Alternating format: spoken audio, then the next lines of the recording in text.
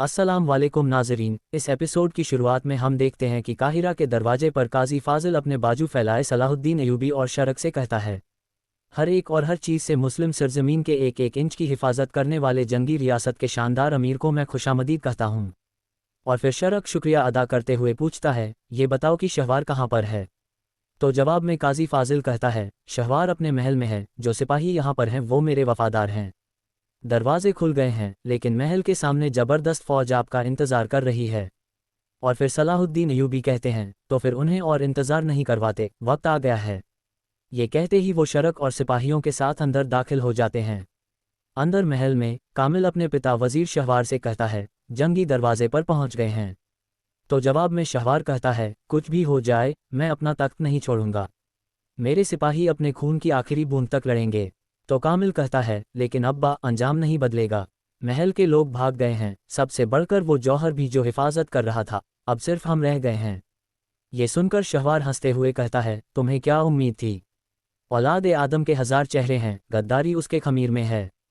ये कहते हुए वो कामिल के पास आता है और कहता है, अब तुम सोच रहे होगे कि तुमने भी उनके साथ गद्दारी की, मगर नहीं, मैंने जो कुछ भी किया वो मिस्र के लिए किया बेटे, और सबसे बढ़कर तुम्हारे लिए, ताकि जब एक दिन मेरा इंतकाल हो जाए तो तुम इस तख्त के वारिस बनो। अगर मैंने किसी को तकलीफ दी या कुछ बुरा किया तो ये सब उसी वजह से था। तुम जानते हो कामिल। ये सुनकर कामिल रोते हुए कहता है, काश ऐसा ना होता। तो शहवार कहता है, लेकिन हो गया। जिस चीज़ का मुझे डर था वो बहुत जल्दी हो गया। अगर मैंने इस लालच में तुम्हें तकलीफ पहुंचाई या तुम्हें तोड़ा है तो मुझे माफ़ कर दो। तुम पाक दिल और अच्छे बेटे हो, तुम हमेशा मेरे साथ वफादार रहे हो। कामिल रोते हुए कहता है, अब्बा आइए और दस्तबरदार हो जाए, दस्तबरदार हो जाए अब्बा। ये कहकर वो उनके गले लग जाता है। जबकि महल के बाहर शहवार के मुहाफिज खड़े होते हैं। उसी लम्हे सलाहुद्दीन अयूबी, शरक और सिपाही वहां पहुंचते हैं। उन्हें देखते ही शहवार के तमाम सिपाही अपनी तलवारें निकाल लेते हैं, मगर सलाहुद्दीन अयूबी अपने साथियों को रोक देते हैं। और फिर शरक कहता है, गद्दार शहवार अपने सिपाहियों को बचाने के लिए शहर को हवाले करने के बजाय एक बार फिर अपनी जान बचाने के बारे में सोच रहा है। यार्की कहता है, मुलाकात के बारे में तो नहीं सोच रहे, चलो हमला करें और उन्हें तबाह कर दें। मगर सलाहुद्दीन अयूबी कहते हैं, नहीं, पहले बात करते हैं, शायद उन्हें शर्मिंदगी हो। यार्की कहता है, क्या ये लोग शर्मिंदा होंगे? और कातिगन कहता है, ये बिल्कुल ऐसे नहीं लग रहे। अमीर सलाहुद्दीन, अपना वक्त ज़ाया मत करो। मगर इसके बावजूद सलाहुद्दीन अयूबी उनकी तरफ बढ़ते हैं और सिपाहियों से मुखातिब होकर कहते हैं, जिन पर तुमने भरोसा किया उन्होंने तुम्हें मायूस किया। सलीबी फौज शिकस्त खा चुकी है। हम खून बहाने वाले नहीं हैं। हथियार डाल दो, हम तुम्हारी जानें बख्श देंगे। मगर उनका कमांडर कहता है, हम एक भी कदम पीछे नहीं हटेंगे। तो सलाहुद्दीन अयूबी कहते हैं, ऐसा मत करो, ये मुसलमानों की सरजमीन है। एक लालची आदमी की वजह से भाइयों को भाइयों का खून नहीं बहाना चाहिए। शमसा ऊंचाई से ये सारा मंजर देख रही होती है। फिर सलाहुद्दीन अयूबी कहते हैं, हथियार डाल दो ताकि हम अमन के साथ शहर में दाखिल हो सकें। मगर कमांडर कहता है, हमारा तुम जैसा कोई भाई नहीं है, ज़रूरत पड़ी तो मर जाएंगे लेकिन काहिरा नहीं देंगे। ये सुनकर यार्की कहता है, मैंने कहा था इनका यही तरीका है। कातिगन कहता है, जिंदगी का सबसे कीमती हिस्सा माल से पहले अक्ल है, लेकिन ये उसमें भी फ़कीर हैं। अमीर सलाहुद्दीन, वक्त ज़ाया मत करो, इन्हें मार डालो। तो सलाहुद्दीन अयूबी कहते हैं, मेरी तरफ से इजाज़त है। ये कहते ही वो पीछे मुड़ते हैं और उनके सिपाही हमला कर देते हैं। शरक सलाहुद्दीन अयूबी से कहता है, हाँ, वो मंजूर मुताबिक दूसरी तरफ से हमला करेंगे। ये कहते ही वो सलाहुद्दीन अयूबी और साथियों के साथ दूसरी जानिब चले जाते हैं।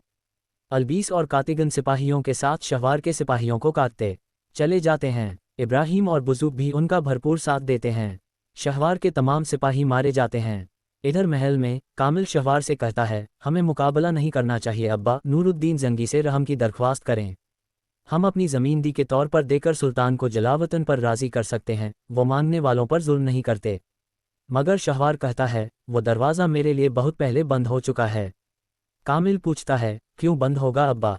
अब्बा जिद मत करें। शहवार कहता है, मैं हरगिज़ घुटने नहीं टेकूंगा। यहाँ से बचकर वक्त आने पर और ज़्यादा मजबूत हालत में लौटूंगा। और फिर वो गुप्त दरवाजे की तरफ बढ़ते हुए कहता है, ये दरवाज़ा। ये कहकर वो अंगूठी के ज़रिए गुप्त दरवाज़ा खोलता है और आगे कहता है, अब ये ऊपर छत की तरफ ले जाता है, आओ कामिल आओ। मगर कामिल कहता है, अब्बा ऐसा मत करें। जबकि शहवार बार बार उसे बुलाता है, मगर वो कहता है, न करें अब्बा, रुक जाएं अब्बा। उसे इस तरह देखकर शहवार समझ जाता है और कहता है, तुम्हारी जान सलामत रहे बेटे। ये कहते ही वो मुहाफिज के साथ वहां से चला जाता है और कामिल नम आंखों से पलट जाता है। दूसरी तरफ मैला एक कमरे में बेचैनी से टहल रही होती है। उसी लम्हे जमशेद वहां आता है और रोटी देते हुए कहता है, मैं आपके लिए कुछ खाना लाया हूं।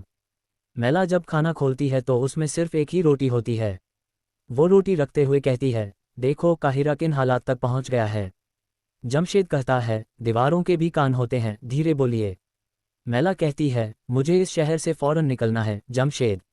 जमशेद कहता है, मुझे पता है, लेकिन अभी नहीं, थोड़ा सब्र करें। बाहर जंगी सिपाही तैनात हैं, वो जिस लम्हे भी आपको देखेंगे कैदखाने में डाल देंगे। ये सुनकर मैला गुस्से से कहती है, लानत हो उस लम्हे पर जब चाटियन नामी बेवकूफ़ सलाहुद्दीन को कत्ल न कर सका। मुझे उसी वक्त शहर छोड़ देना चाहिए था। तो जमशेद कहता है, ठीक है, लेकिन अभी नहीं, थोड़ा इंतज़ार करें। दूसरी जानिब हम देखते हैं कि सलाहुद्दीन अय्यूबी शरक और यार की महल की तरफ बढ़ रहे होते हैं। सलाहुद्दीन अय्यूबी कहते हैं, मुझे यकीन है कि वो घात लगाए होंगे। ये कहते ही जैसे ही वो थोड़ा आगे बढ़ते हैं तो शहवार के सिपाही उन पर हमला कर देते हैं, जिन्हें पल भर में ही मार दिया जाता है। फिर शरक कहता है, रास्ते के अंजाम पर आ गए हो शहवार। उसी लम्हे कामिल वहां आता है तो शरक अपनी तलवार उसके गले पर रख देता है। कामिल कहता है, मैं बात करने आया हूं। काजी फाजिल शरक को रोकते हुए कहता है, कामिल हमारी तरफ है। मगर शरक कहता है, ये हमारी तरफ क्यों होगा, शहवार का बेटा है। कामिल कहता है, आप मेरी दी गई जानकारी की वजह से यहाँ हैं। फिर सलाहुद्दीन अय्यूबी कहते हैं, ये ठीक कह रहा है चाचा, अपनी तलवार नीचे रखें और इसे बोलने दें। शरक तलवार नीचे करते हुए पूछता है, तुम्हारा गद्दार बाप कहाँ छिपा हुआ है। कामिल कहता है, मेरे अब्बा के गुनाह बहुत ज़्यादा हैं और मैंने कभी मंजूर नहीं किया कि उन्होंने आपके खिलाफ जो कुछ भी किया, इसीलिए मैंने आपकी मदद की। मेरे किए के बदले में मैं सिर्फ एक अच्छाई की उम्मीद रखता हूँ। सलाहुद्दीन अय्यूबी पूछते हैं, वो क्या है। कामिल कहता है, मेरे अब्बा की जान बख्श दें, उन्हें जलावतन कर दे लेकिन मारिए मत। शरक कहता है, हमसे तुम सौदेबाजी की हालत में नहीं हो।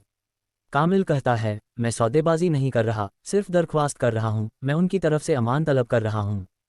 शरक गुस्से से कहता है, देखो, अगर हमें शहवार को तलाश करने में ज़्यादा वक्त लगा और तुम्हारे दस्ते मुकाबला करते रहे तो हम सब्र खो देंगे। तब मैं अपनी तलवार नीचे रख भी दूं तो फौजी तुम्हारे बाप को जिंदा नहीं छोड़ेंगे। सलाहुद्दीन अय्यूबी कहते हैं, अगर तुमने जो कुछ कहा वो सही है तो हम तुम्हारी दरख्वास्त पर गौर कर सकते हैं, लेकिन अभी हमें उसे ढूंढना है। कामिल।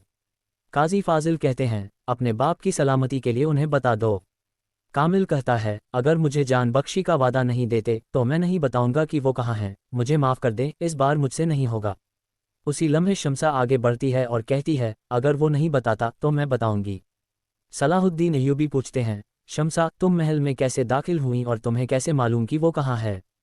शम्सा कहती है, मैं इस महल के तमाम गुप्त रास्तों से गुजरी हूँ, इसके लिए मैंने यहाँ बहुत वक्त गुजारा है अमीर सलाहुद्दीन। कामिल कहता है, न करो शम्सा, न करो, उन्होंने तुम्हारे साथ क्या बुराई की। शम्सा कहती है, इससे ये हकीकत नहीं बदलेगी कि उन्होंने कई बेगुनाहों की जान ली। फिर सलाहुद्दीन अय्यूबी पूछते हैं, शम्सा, शहवार कहाँ है।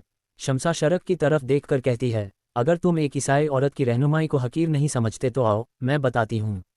ये कहकर वो उन सब के साथ आगे बढ़ जाती है जबकि कामिल नम आंखों से वहीं खड़ा रह जाता है। इधर गुप्त रास्ते में शहवार सिपाहियों के साथ भाग रहा होता है और कहता है, तुम में से एक पीछे देखता रहे, अगर हम महल में पकड़े गए तो मेरे पास बचने का कोई मौका नहीं रहेगा। ये कहते ही वो एक और दरवाजे तक पहुंच जाता है और चाबी सिपाही को देते हुए कहता है, ये छत की तरफ जाने वाला दरवाज़ा है, इसे खोलो। सिपाही को दरवाज़ा खोलने में देर लगती है तो शहवार कहता है, जल्दी करो। सिपाही कहता है, ताला जंग लगा हुआ है, नहीं खुल रहा जनाब। काफ़ी कोशिश के बाद दरवाज़ा खुल जाता है। शहवार दरवाजे से होता हुआ सीढ़ियों से गुजरता हुआ छत की तरफ भागता है और कहता है, हमें मुहाफिज की करारगाह तक पहुंचना है। मगर उसी लम्हे सामने से शरक रास्ता रोक लेता है और कहता है, तुम रास्ते के अंजाम तक पहुंच गए हो शहवार। देखो, वो शाहीन जो लड़ने के सिवा कुछ नहीं जानता, आसमान पर उड़ रहा है। शहवार पीछे हटने लगता है तो पीछे से सलाहुद्दीन अय्यूबी सामने आते हुए कहते हैं, हथियार डाल दो शहवार, तुम रहम तलब कर सकते हो वरना तुम्हारा अंजाम दरगाह जैसा होगा। शहवार कहता है, मिस्र का वजीर हरगिज़ रहम की दरख्वास्त नहीं करेगा। शरक कहता है, तुम्हारी वजारत खत्म हो चुकी है शहवार, अब तुम्हारे नाम से पहले कोई ओहदा नहीं। सलाहुद्दीन अय्यूबी कहते हैं, तुम्हारा अंजाम तुम्हारी ही वजह से है, अब मुकाबला मत करो। मगर शहवार अपने सिपाहियों को हमला करने का हुक्म दे देता है। एक को सलाहुद्दीन अयूबी और दूसरे को शरक खत्म कर देते हैं। सलाहुद्दीन अयूबी कहते हैं, काजी फाजिल हक पर था। माल और मर्तबे की लालच ने तुम्हारी आंखों और दिल को अंधा कर दिया है। शहवार तलवार निकालते हुए कहता है, लानत हो उस दिन पर जिस दिन मैंने तुम्हें मिस्र बुलाया था। ये कहकर वो सलाहुद्दीन पर हमला करता है, मगर वो फौरन उसकी तलवार गिरा देते हैं। वो दोनों तरफ से घिर जाता है। शरक गुस्से से उसे देख रहा होता है। नीचे शहवार के सिपाही भी लगातार मारे जा रहे होते हैं। कातिगन उन्हें मौत के घाट उतारता जाता है और कहता है, अरे तुम इस घटिया वजीर के लिए बेकार में मर रहे हो। मेरी बात सुनो, हथियार डाल दो। मगर एक सिपाही कातिगन पर हमला कर देता है और कातिगन उसे भी काट देता है। ठीक है, फिर तुम्हारी मर्जी। ऊपर ऊंचाई पर शरक वजीर शहवार से कहता है, तुमने मुसलमानों को उन काफिरों से भी ज्यादा नुकसान पहुंचाया। मुझे तुमसे इतनी सख्त नफरत है कि मैं तुम्हें आखिरत में जल्द से जल्द सजा दिलाने के लिए तुम्हारा खात्मा करना चाहता हूं। शहवार नीचे अपने सिपाहियों को देखता है तो उसे मायूसी ही नजर आती है। सलाहुद्दीन अयूबी कहते हैं, अगर तुम हमें अपना दोस्त समझते तो हम अपनी आखिरी सांस तक अपनी जान की कीमत पर भी तुम्हारी हिफाजत करते। तो न इतना फितना उठता और न इतना खून बहता, तुमने सब कुछ बर्बाद कर दिया। शहवार कहता है, तुम न मेरे दोस्त हो न मेरे भाई। तुम भी जान लो कि इख्तियार किसी के साथ शरीक नहीं होता। उसी लम्हे कामिल भी भागता हुआ वहां पहुंचता है जबकि यार की भी आ जाता है। कामिल सलाहुद्दीन अयूबी को इल्तिजा भरी नज़रों से देखता है।